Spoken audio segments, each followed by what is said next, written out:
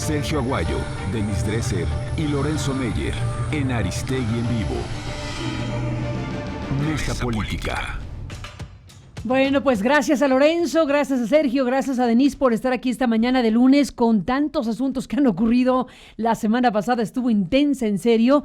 Creo que no teníamos hace rato una semana con tanta intensidad, con la renuncia del secretario de Hacienda, Carlos Ursúa, que bueno, ya este fin de semana da más declaraciones en la entrevista con Proceso, de la cual les propongo hablar, de la renuncia misma y de las declaraciones ampliadas con Hernán Gómez Bruera, que bueno, pues recogió en este número que está circulando. Por un lado, obviamente la detención del abogado Juan Collado y todas sus derivaciones es un tema de enorme importancia, y las declaraciones de Javier Duarte de Ochoa, el exgobernador de Veracruz, que bueno, pues se repartió en serio cartas para ser investigadas con lo que dijo también desde la cárcel. Así que son tres de los varios temas que les propongo esta mañana revisar, Denise, Lorenzo, Sergio, por cada una de las implicaciones que tiene este asunto. Iniciemos, les propongo, por la dimensión que tiene la salida del gabinete de Carlos Ursúa, el doctor Ursúa, que decide irse con una carta muy fuerte,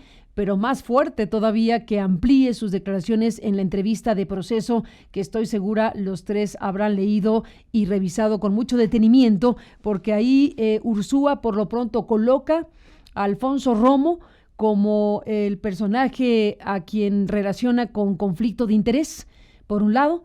Por otro lado, amplía su mirada crítica de lo que está haciendo el presidente, por ejemplo, con la decisión de cancelar el aeropuerto de Texcoco, por ejemplo, con la decisión de continuar la construcción en Dos Bocas, Tabasco, por ejemplo, lo que está sucediendo con Manuel Bartlett Díaz, el titular de la Comisión Federal de Electricidad, que está llevando al tema arbitral contratos ya firmados con empresas muy importantes, y el tema de los gasoductos. Bueno, materia prima tenemos. Denise, te propongo iniciar, si te parece, con esto que deja el exsecretario de Hacienda en la mesa de discusión. ¿Cómo has visto todo? Yo interpreto la renuncia, la carta con la cual renuncia y después la entrevista que concede como un intento del exsecretario de Hacienda de disparar una bengala, de esas que se disparan cuando un barco está en peligro y su tripulación manda una señal de auxilio pidiendo ayuda, porque lo que quiere hacer Ursúa es alertar, iluminar, mandar un SOS ante el desastre que advierte. Y no creo que lo haga por neoliberal o traidor o porque se oponga a los cambios que el país necesita. Él mismo en la entrevista que le da a Proceso se reconoce como alguien neo-keynesiano, un economista de izquierda que entiende la necesidad, el imperativo de transformaciones profundas. Pero después de su experiencia en los últimos meses, lo que hace vía la carta y la entrevista es contar con una brutal claridad lo que él percibe en los entretelones del López Obradorismo. Un gobierno que está tomando, como dice Ursúa, decisiones de política pública sin el suficiente sustento y sin tomar en cuenta las consecuencias, que está destruyendo programas sin evidencia de su mal desempeño y reemplazándolos por otros sin saber si funcionan mejor. Está imponiendo funcionarios incompetentes a lo largo de la administración pública, donde impera la lealtad por encima del profesionalismo, y está permitiendo un viejo problema, la perpetuación de los conflictos de interés, señala Ursúa, pero yo diría que, por ejemplo, el superdelegado de Morena en Jalisco, Carlos Lomelí, es otro ejemplo.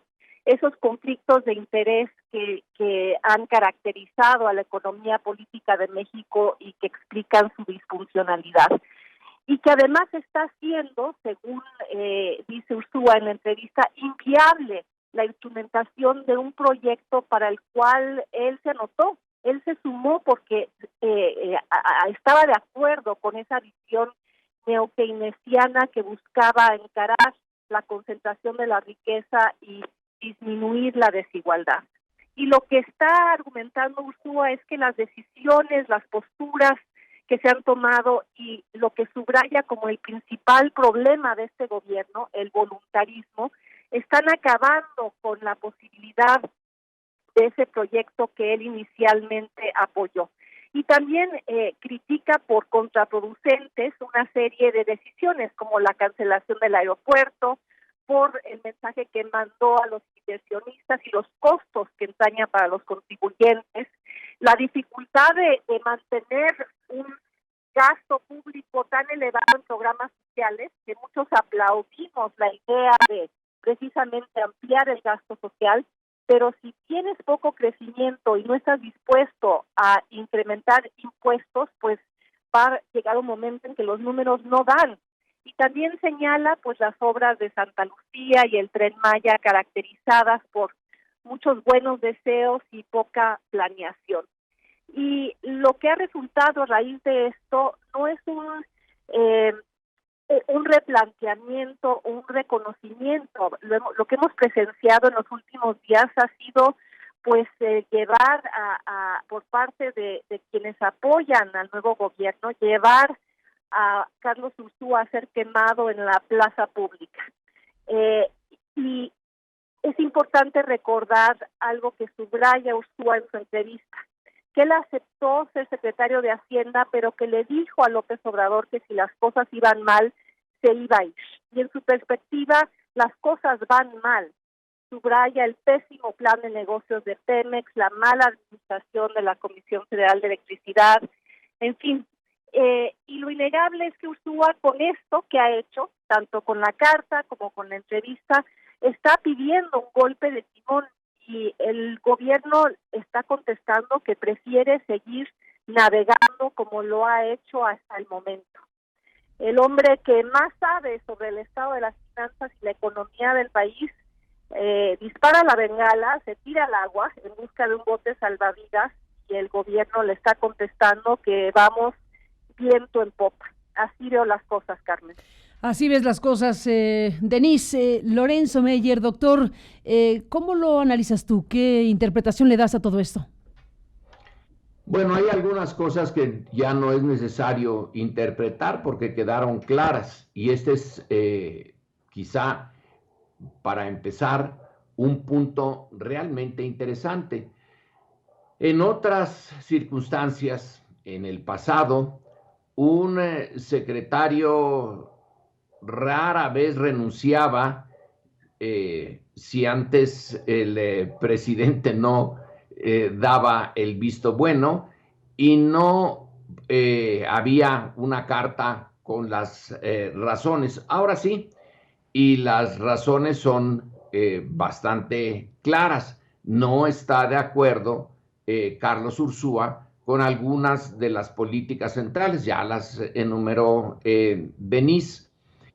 Esto a mí me parece que en muchos gobiernos es algo normal, la diferencia dentro del gabinete entre miembros del gabinete y el presidente, pero se mantenían bajo un gran manto de misterio y de silencio. Ahora ya se quitó el manto y todos nosotros podemos en más de un sentido tomar nuestra posición porque tenemos la información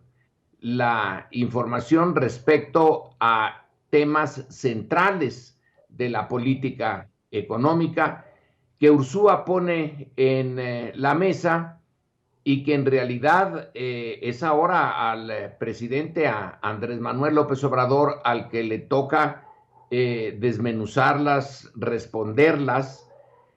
En particular, este punto del conflicto de intereses que es importante. En una columna que hoy aparece en el Universal, Ricardo Rafael dice que en ninguna ley de las vigentes se señala que si el hijo de, en este caso, de el ingeniero Romo tiene, pues es parte de la dirigencia de una casa de bolsa, Vector, tendría que dejar ese puesto. Ursúa señala que la información que llega a la oficina del jefe del gabinete en este momento es una información muchas veces confidencial, importante, y que por otro lado está el hecho de que la familia de Romo es parte de una estructura financiera que puede aprovechar esta información. Ricardo Rafael dice, no hay nada en la ley que lo prohíba. Bueno, muchas cosas que son legales no necesariamente se ven como legítimas. Y sí, sería una buena decisión separar a Héctor, que los dirigentes de la familia Romo, no sé, dejaran sus intereses a cargo de otras personas, como se hace en otros países, en Estados Unidos en principio, aunque yo ya no sé si Trump deja sus negocios realmente en manos de terceros neutrales y que luego cuando él deja la presidencia lo recupera, pero esa sería la fórmula ideal para que no haya ninguna sospecha de conflicto de intereses. Y es importante porque, bueno, ahí tenemos uno de los puntos centrales de la posición de Andrés Manuel López Obrador. Entonces yo esperaría, no tuve tiempo de ver la mañanera de hoy de pe a pa, entonces hay que revisarla. No sé si ya entró de lleno en este tema o en todos los temas que le plantea Ursúa, pero debería de hacerlo para que nosotros tengamos la posibilidad de juzgar hasta qué punto en la carta Ursúa, que por cierto es un amigo personal mío y no puedo alegar distancia ni objetividad. Tengo mucho aprecio por Carlos Ursúa. Lo conocí en el Colegio de México y desde entonces mantenemos un trato bastante cercano. Pero en fin, voy a intentar alejarme de eso en la medida en que se puede. En el análisis de lo social y de lo político no hay objetividad posible. Hay intentos, pero no se puede ser objetivo. A mí esa parte me parece que debería de quedar muy, muy clara. Ursúa llega a hacer unas acusaciones ideológicas. No sé hasta qué punto esto realmente tenga validez legal, pero política sí la tiene. Señala que Romo es parte de una fórmula en los círculos empresariales de acercamiento a organizaciones como los Legionarios de Cristo. Son muchos los empresarios que tienen esos acercamientos y que apoyaron al padre Maciel, pero empresarios grandotes. ¿Por qué razón, qué cosa les dijo Maciel? No alcanzo a entenderlo, pero en fin, la idea es Romo tiene una visión del mundo de derecha, de extrema derecha, y señala que no entiende por qué Andrés Manuel López Obrador lo tiene en un puesto tan importante. Bueno, sería realmente útil que el presidente o alguien cercano al presidente nos contestara eso. Pues la pelota está ahorita en la cancha de presidencia, pero hay otro punto interesante. ¿Recuerdas, Carmen, cuando un miembro importante del gabinete, cosa rarísima, Jorge Carpizo le renunció a Carlos Salinas? Y en ese momento salieron millones de dólares. La renuncia de Carpizo sí que fue realmente costosa. Luego volvió al gabinete y más o menos se arreglaron las cosas. Era una anomalía. En este caso no hay anomalía, se supone que va a ser la regla. Si alguien está en desacuerdo en el gabinete, bueno, pues tiene toda la libertad de decirlo e irse. No salieron millones de dólares. La situación se volvió a más o menos componer muy rápidamente, dejando en su lugar al señor Herrera, que es parte de la misma visión del mundo, hasta donde podemos saberlo, de Carlos Ursúa, y las cosas volvieron por lo menos ahora a su nivel. Quiere decir que la trayectoria que se había propuesto Andrés Manuel López Obrador sigue, que la renuncia se justifica en función, yo diría que de una parte, pues, de ética y política. Si alguien no está de acuerdo, en el pasado se mantenían en el puesto hasta que el presidente decidía que ya se fueran. Y no importaba cuáles fueran sus convicciones, podían estar de acuerdo, en semiacuerdo o en desacuerdo, se quedaban calladitos y hasta que desde arriba se decidiera la salida, en caso de que se decidiera, se llevaba a efecto esto. Ahora no es así. Y yo creo que un funcionario que está muy en desacuerdo con algunas políticas fundamentales, sí está en su derecho de señalarlo públicamente e irse.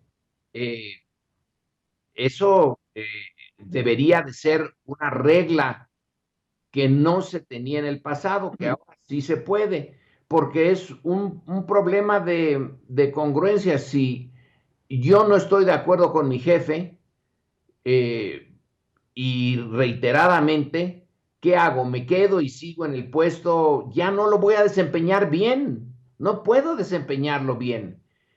Otro punto que no trató Denise es el hecho de que se le impuso a quien está al frente del SAT, a Margarita Ríos Fajard, que no es común que un secretario de Hacienda tenga a quien recauda los impuestos, digamos, del otro lado de la barrera política. Tampoco ha de ser enteramente novedoso, pero en fin, no tiene el control de su equipo cercano. Bueno, también esto lleva al malestar.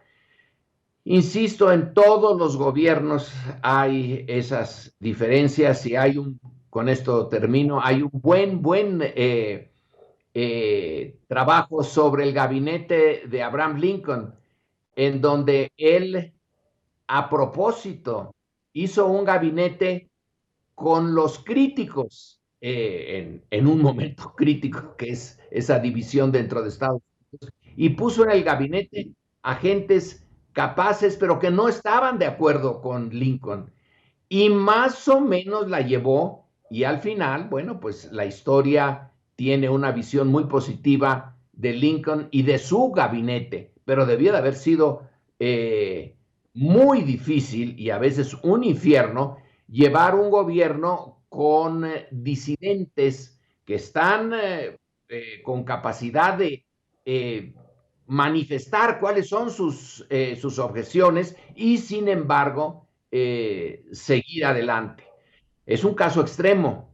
Yo creo que en general cuando el choque es tan grande y los dos tienen sus razones,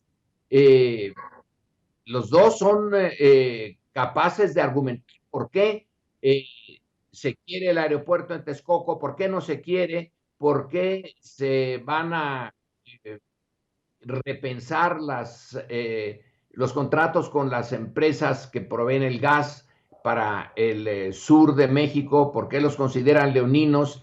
Y otra visión dice, bueno, pero es que necesitamos ese gas leonino o no el contrato, ya es urgente tener el gas.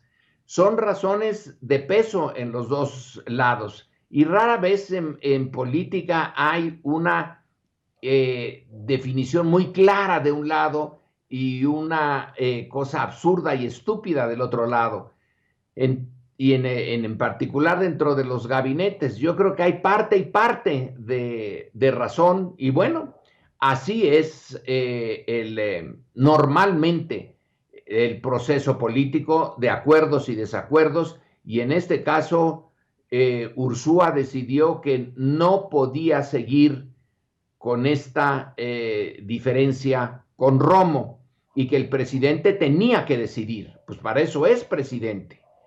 Y su papel fue decidir por Romo. Bueno, esa es una responsabilidad de Andrés Manuel, y si, como dice Denise, eso indica que las cosas van mal, pues tendrá que cargar con las consecuencias. Y si no salen mal, entonces será un elemento a su favor.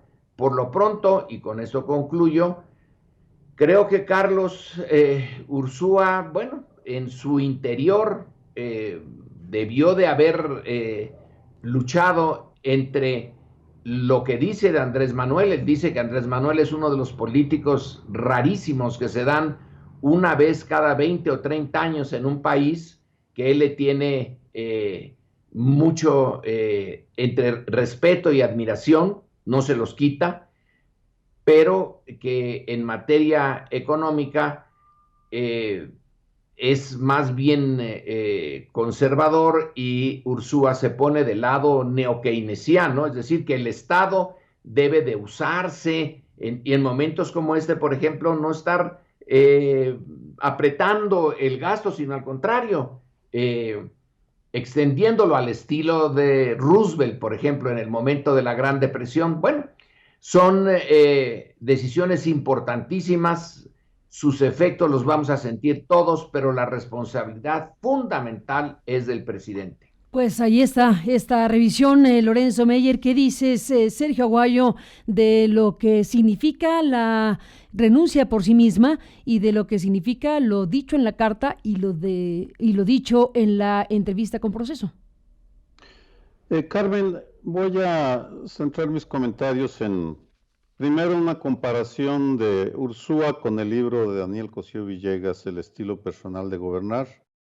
Dos, los temas que deja abiertos. Y tres, el mensajero que utilizó Ursúa en la entrevista, que vale la pena comentarlo. Al hablar con Hernán Gómez, creo también un mensaje que vale la pena tomar en cuenta. Empiezo por el libro de Cosío Villegas. Apareció en 1974.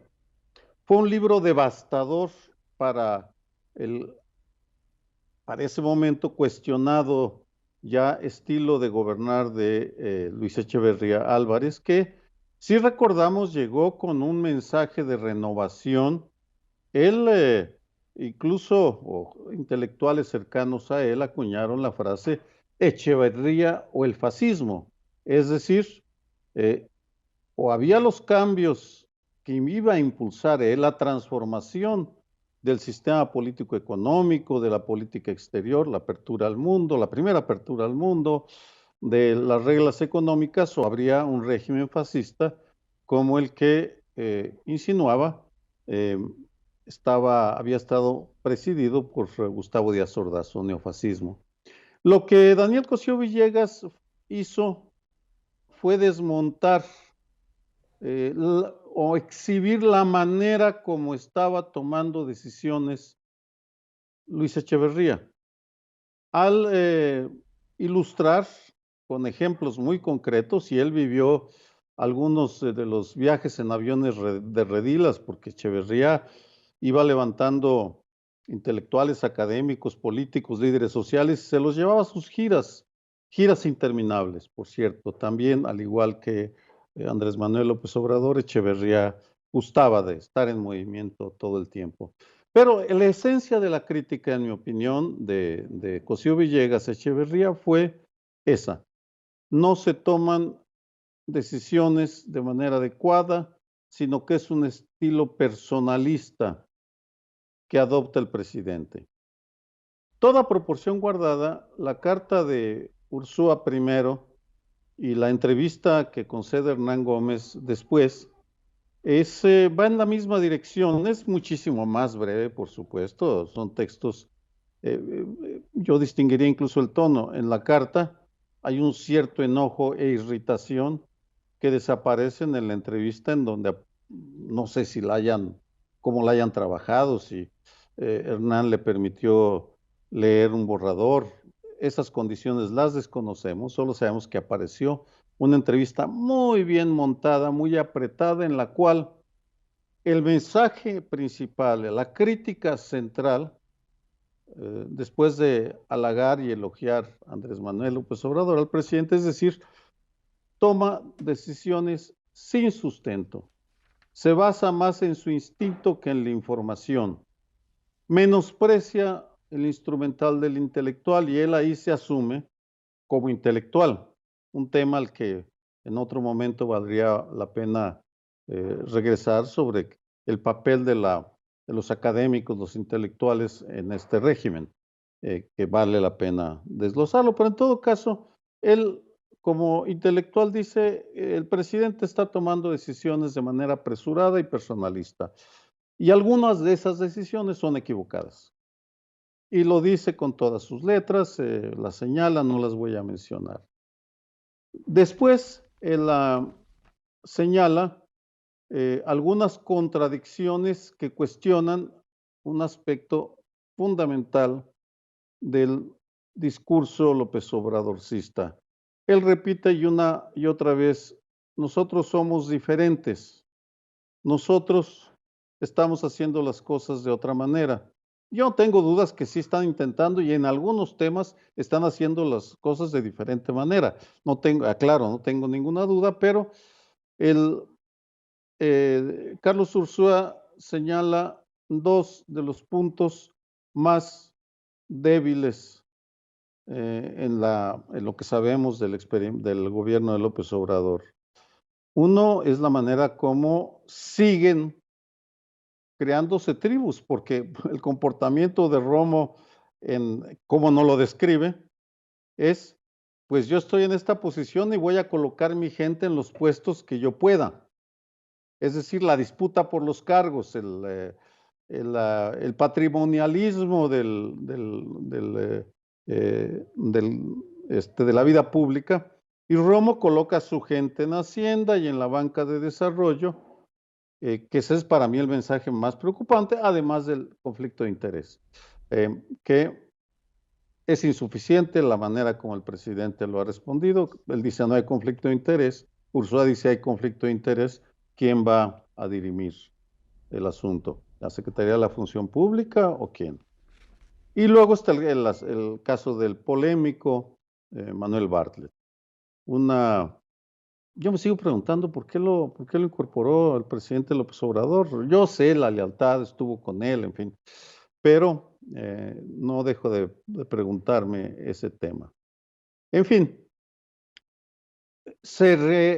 seguiremos discutiendo el fondo del estilo personal de gobernar de Andrés Manuel López Obrador. Creo que en el octavo mes del gobierno de López Obrador, mientras que Cosío Villegas centró el debate en el cuarto año de Echeverría, aquí lo hacemos en el octavo mes, dice, algo anda mal en la forma como toma decisiones el presidente. Lo deja y sobre eso estoy seguro vendrán los debates una y otra vez y ya lo estamos viendo en lo que está pasando ahora. El tercer tema es la elección de Hernán Gómez. Hernán Gómez forma parte o simpatiza abiertamente, lo cual es muy legítimo, con la Cuarta Transformación. Ha estado cerca de la Cuarta Transformación, de algunos de los se habla, yo no tengo la evidencia de que está muy cercano a uno de los hijos del presidente. Fue compañero por unos meses en Canal 11, en el cual ejerció su libertad y presentó un programa que despertó polémica, lo cual es legítimo. A mí me parecía muy legítimo y me sigue pareciendo legítimo que estuviera Hernán y que sigan ahí John y Sabina, John Ackerman y Sabina Berman. Es Es correcto, vamos, forma parte de la pluralidad. Ahora, mi pregunta es por qué Carlos Ursúa eligió a alguien cercano a la Cuarta Transformación. Sí entiendo a Proceso. Proceso le da una exclusiva de estas y bueno, yo creo que cualquier medio, Carmen, tú incluida. Obviamente, es una entrevista que no tiene desperdicio, evidentemente. No tiene desperdicio, hay que releerla una y otra vez porque lanza mensajes, fue muy pensada. A eso me refiero si la pudo editar Ursúa. Yo me atrevo a insinuar que sí. Carlos Ursúa es académico y un académico ante también un mensaje Hernán Gómez. Y también Hernán Gómez no va a dejar que se le vaya una frase mal acomodada. Ese es un texto muy bien acomodado.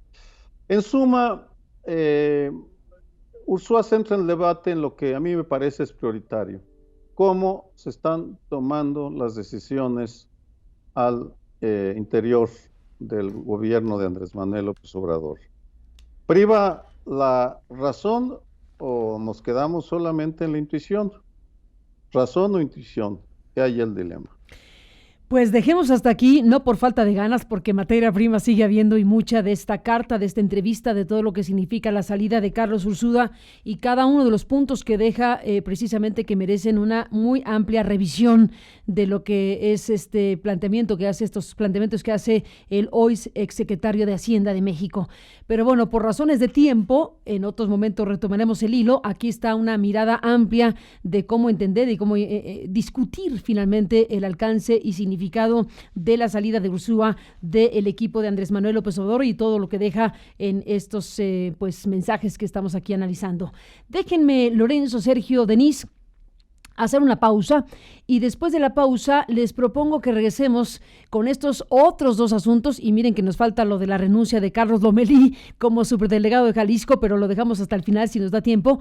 Es obligado detenernos, les propongo, en los dos grandes temas de la semana pasada también, además de lo de Ursúa. Está lo que le dijo Javier Duarte, el ex gobernador de Veracruz, a Abel Barajas en Reforma, una entrevista desde la cárcel donde hace declaraciones bomba. Bueno, todo es bomba, esto también es bomba. Declaraciones en donde afirma que el expresidente de México, Enrique Peña Nieto, le dio dinero y que luego fue extorsionado por el equipo de Peña Nieto desde la Procuraduría General de la República y señala al encargado de la Procuraduría de aquel entonces, Elías Beltrán, y señala a Felipe Muñoz, que formaba parte de ese equipo, y lo señala como los que habrían recibido dinero de su parte para dejar en paz a su familia y para reclasificar un delito que en su momento fue un escándalo, hay que recordarlo. Efectivamente, desde la PGR se reclasificó el delito y le permitió tener una circunstancia mucho más favorable para salir antes, en algún momento, de la cárcel. Esa declaración respecto a una extorsión de esa naturaleza es terrible y sobre todo el planteamiento que hace de que Peña Nieto, pues con cargo de conciencia, en pocas palabras, le dio dinero que después ese dinero lo tuvo que usar para responder a la extorsión del propio equipo de Peña Nieto. Incluso le dice a Abel Barajas que le mandó una carta al presidente donde le dijo que estaba viviendo algo bizarro, que mientras Peña Nieto le ayudaba con dinero, ese dinero lo tenía que pagar de extorsión al equipo de Peña Nieto. Una cosa, efectivamente, si así ocurrió, bizarra. Bueno, ese tema les propongo como análisis obligado. Y, por supuesto, lo que está en curso en la Fiscalía General de la República, que es la detención y el encarcelamiento de un personaje clave de la historia de los últimos años en México y sus principales protagonistas. Juan Collado en la cárcel, pero no solamente Juan Collado en la cárcel, sino declaraciones de un empresario de apellido Bustamante que dice que la famosa Caja Libertad Servicios Financieros en realidad es propiedad del expresidente Peña Nieto y del expresidente Salinas de Gortari y otras linduras de las cuales les propongo hablar después de la pausa. Volvemos.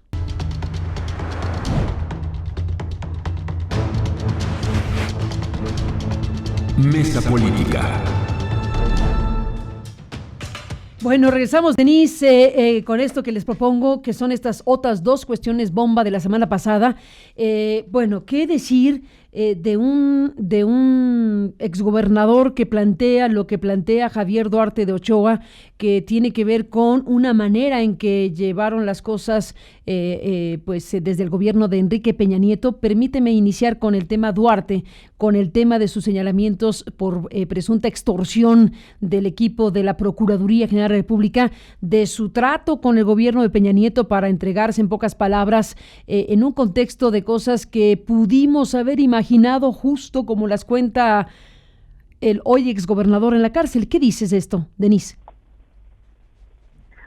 Sobre las declaraciones de Javier Duarte, hablan de la podredumbre política del gobierno de Enrique Peña Nieto y del uso del aparato de procuración de justicia, la Procuraduría, su uso a modo y a petición del presidente para extorsionar o para presionar o para comprar conforme lo requirieran las circunstancias políticas del momento. Y esa es una de sus peores herencias, la desinstitucionalización acelerada que deja tras de sí y que queda, creo que como figura emblemática, la PGR manchada, una PGR politizada, ahora convertida en Fiscalía General de la República, que tiene mucho que limpiar.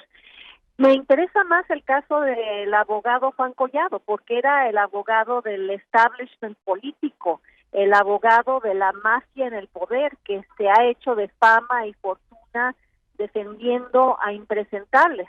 Eso se sabía desde hace mucho tiempo, era un secreto a voces, y la pregunta importante es ¿por qué la Fiscalía General de la República decide desempolvar una vieja denuncia e ir tras él ahora? Y la única especulación que hago en este momento es que el detonador quizá fue la fotografía aquella de la pava de Fija, esa fotografía en la que queda retratada precisamente la mafia en el poder, ahí reunida, incluyendo varios ministros de la Suprema Corte. Es una fotografía icónica de la impunidad que debe haber invitado al presidente, al nuevo gobierno, y el mensaje que envía esa foto es: aquí no pasa nada, o solo, excepto en algunos casos contados como el de Emilio Lozoya, al que le anunciaron que iban tras él y ahora ha desaparecido. Entonces, esta embestida contra Juan Collado, muy operática, muy estrambótica, me parece un esfuerzo gubernamental de enviar un mensaje de quién manda, cómo se manda, y que en cualquier momento alguien percibido como adversario o enemigo o representante de Carlos Salinas o Enrique Peña Nieto será encarado por este presidente. Porque crecen las demandas públicas en torno a investigar a Peña Nieto, y López Obrador se da cuenta de que no puede ignorarlas, o a menos de que incurra en altos costos políticos, y ahora actúa, pero lo hace indirectamente, Carmen. Pues sí, las dos cosas son importantes, y esta última, como lo mencionas, pues se conduce a personajes del más alto nivel de la política mexicana. Lorenzo, bueno, al final, una cosa y la otra, en el caso de las declaraciones del exgobernador de Veracruz y en el caso de la detención de Juan Collado y las declaraciones del empresario Bustamante, bueno, conducen prácticamente a los mismos personajes, muy centralmente a Enrique Peña Nieto. En el caso de Casa Libertad se menciona también a Carlos Salinas de Gortari, el propio Juan Collado, pues abogado de Salinas y del entorno más inmediato del gobierno, de los gobiernos anteriores. Entonces tenemos aquí a dos circunstancias que conducen a lo que López Obrador llamaría, para decirlo claro, la mafia del poder. Tomando esa expresión de López Obrador, esta figura hoy en la cárcel, hacia allá conduce. Lorenzo, ¿qué crees que pase después de todo esto? Sí, desde luego que está relacionado con la mafia del poder. Lo que dice Denise me parece que es una vía de explicación, que esa mafia lanzó un reto. Yo no sé si estaba consciente de eso o fue simplemente que como parte de su naturaleza, esto de las grandes fiestas que se anuncian al pueblo llano y se les dice, mire nada más, nosotros pase lo que pase, llueva, truene o relampaguee, seguimos estando disfrutando de una posición holgada y nadie nos va a quitar de aquí. Ya pasará la cuarta transformación y nosotros no pasaremos. Ese es el mensaje de la gran fiesta que se hizo en torno a la hija de Juan Collado. Siempre hay estas fiestas en donde el trasfondo no es la pareja que se casa, eso no tiene ninguna importancia. La importancia es la reunión, y no porque no se reúnan en otras partes, pero es la posibilidad de hacerla pública, es la voluntad de hacerla pública, porque seguramente tus personajes se están reuniendo en muchos otros momentos que nosotros no conocemos, no sabemos, pero aquí la decisión de hacer de una boda un mensaje y dejar a la boda como cosa sin importancia y la presencia de todos juntos como particularmente importante, pues sí, fue un reto a Andrés Manuel. Él señala que la Fiscalía y la Presidencia ahora son independientes.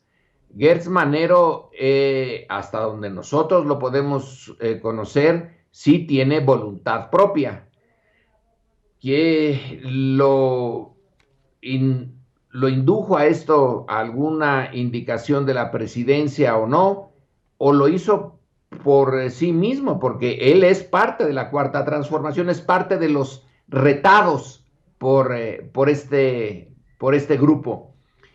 La presencia de abogados como Juan Collado es vieja en México. Recuerdo a un señor, se me olvida el nombre completo, nada más recuerdo su apellido de Jurado, que se especializaba en eso. El sistema político tradicional tenía mucha consideración para las gentes de dinero y que tenían conexiones políticas o estaban directamente en la élite política, pero de vez en vez alguno de ellos, por casi razones accidentales, caía en las redes de la justicia, entre comillas, en México. Y entonces este tipo de personajes, estos abogados, salían rápidamente, cobraban una cantidad fantástica de dinero y sacaban de problemas a estos miembros de la élite que por tontos o por mero azar habían caído en la trama de la justicia. Entonces, Collado tiene una tradición dentro del antiguo sistema, eran funcionales, se les necesita para deshacer entuertos. Es la parte que con argucias legales puede sacar de aprietos a los que no se debería de haber metido en aprietos en primer lugar. El hecho de que se pongan los nombres de Peña Nieto y Salinas, a mí se me hace un poco forzado, porque no tenía necesidad de esa asociación tan estrecha. Convenía que cada quien se fuera por su lado y se rascara con sus propias uñas. Tener a los dos en la misma agencia encargada del blanqueo de dinero, pues si así es, fue una mala idea de alguno de los dos o de ambos. Pero en fin, se debe de tener de aquí en adelante nosotros como sociedad, como los que estamos viendo a los toros desde la barrera, pero nos interesa el resultado de esta corrida, debemos de pedir que estén muy seguros en la elaboración de los expedientes, porque ya era tradición en el pasado que los abogados de quienes tienen algo turbio que esconder, pero tienen dinero y se pueden defender, sean muy buenos, muy bien pagados, y que los abogados del gobierno no, que tengan los sueldos, y más ahora con la cuarta transformación, que tienen todos sueldos chiquititos. Entonces se enfrenta a alguien profesional de esto y con muy buen pago y alicientes a los abogados normales, comunes y corrientes del gobierno.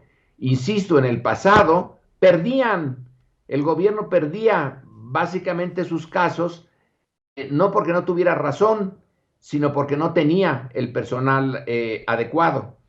Aquí, en este primer encuentro de Gertz Manero con la mafia, pues espero que tenga unos abogados a la altura del despacho de Collado, que va a poner todo, porque ahora es él mismo el que está en la posición en que estaban sus clientes. Aquí sí tiene que desplegar todo su conocimiento legal, y si finalmente la fiscalía se sale con la suya, va a ser un caso que marque historia, va a ser un hito, que realmente la cuarta transformación sí hace la diferencia. Y en relación al otro caso, al caso de Duarte, es, bueno, pues sí es significativo. ¿De dónde vinieron los dineros para la elección del 2012? ¿De dónde vinieron los dineros para Monex y todas estas fuentes de riqueza que entraron en la elección para el regreso del PRI, del nuevo PRI?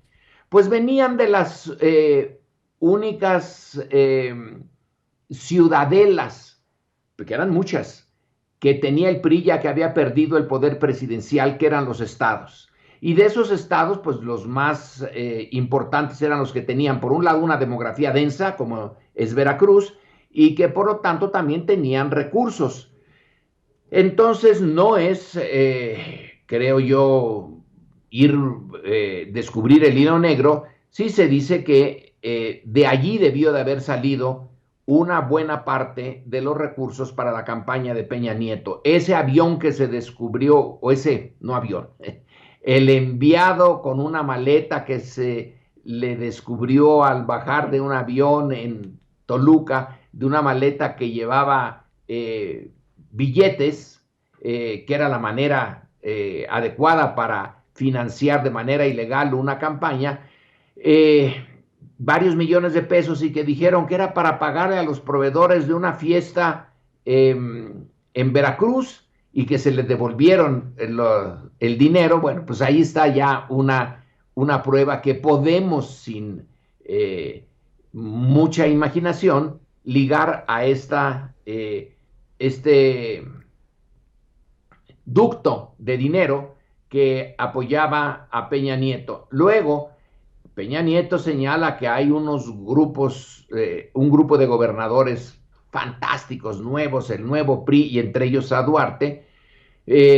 Más relación política estrecha, pues es difícil de verla. Cuando cae Duarte es porque ya el régimen, en esta segunda edición, en el PRI 2, en el poder, ya está desmoronándose, ya no se puede evitar. Entonces Duarte es casi imposible que no se le persiga. Y la declaración de Duarte de que le manda dinero Peña Nieto, bueno, pues dice cargo de conciencia, esa es una manera de decirlo. Los acuerdos entre ellos desde el principio, puede ser que le hayan llevado a darle dinero a Duarte, pero Duarte ya tenía suficiente, salvo que haya quedado paralizado por alguna maniobra legal, no necesitaba del dinero de Peña. Pero esto ya es muy es muy raro, eso de que la gente de Peña le pida dinero a Duarte para sacarlo de ese problema si Peña ya le ha mandado antes el dinero. Es un poco como ladrón que roba ladrón, tiene 100 años de perdón. Qué cosa. Esa es la lógica de este caso. Yo la veo muy rara, Carmen, pero muy, muy, muy buen indicador de la naturaleza del régimen en su momento ya de descomposición y de los últimos estertores del régimen, esto de el Duarte de Veracruz.